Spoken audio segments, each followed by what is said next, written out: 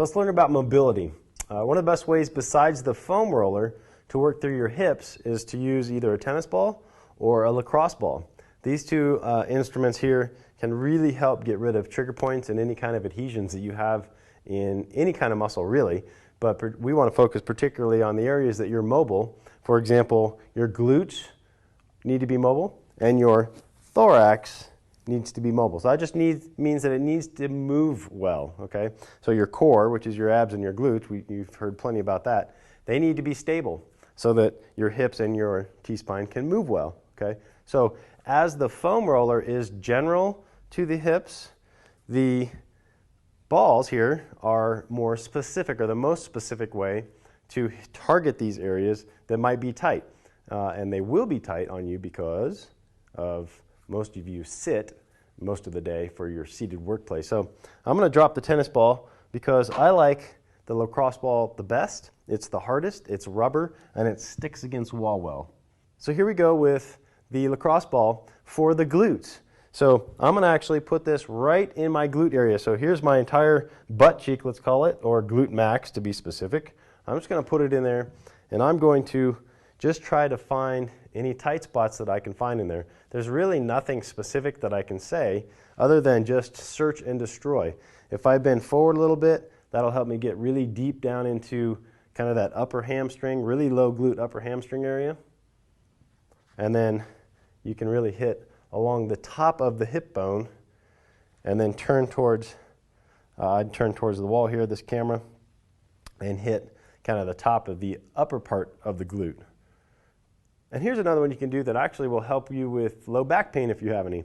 Now, after you've done your glute, after you've done the T-spine, we can focus on this section right through here, which is, here's my hip bone, the top of my hip bone, here's the bottom of my rib cage. So most low back pain happens in this band. So all I'm going to do is take my ball, and I'm just going to put it between those two, the bottom of my rib cage and the top of my hip bone, and just go through that area really gently, all the way to the side. From the bottom of my hip bone, I just worked here. Now I'll go up a little bit. You can see I just dropped to hit that lower rib cage. And those are two little areas in the low back that you can do, again, after doing the glutes and after doing the T-spine to help with low back pain. Now we got thorax. So let's hit the thorax, mobilize it using the cross ball. So what I'm going to do, here you've got my spine. Spine's right in the middle. I'm going to place my ball to start probably right about here. Make sure that you do not do this on your spinal column or those little bumps, spinous processes along your back, as that will hurt, and you know that you're doing it wrong. So what I'm going to do is I'm going to put it here on my shoulder just to show you about the level that it goes, and then I'm going to roll to it, to that mid spot that I just showed you. From here, searching and destroying, I'm just going up and down. Right now I'm between my spine and my shoulder blade, so I'm right in the middle between the two. And I'm just rolling through here.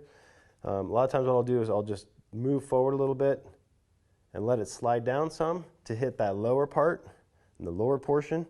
Again, there's no real rules here because it depends on where you've got issues. So like there's a good little spot right there that I would spend some time on, just working through, going up and down, a little side to side. And then for those of you who have rotator cuff issues, what I do is take the ball and go right on the scapula, right out and through here to hit the rotator cuff musculature because that's where it attaches.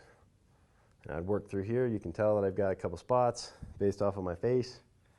And then the rotator cuff comes out and attaches on the arm. Okay, so I'm going to go up and down through the arm. So again, no real rules.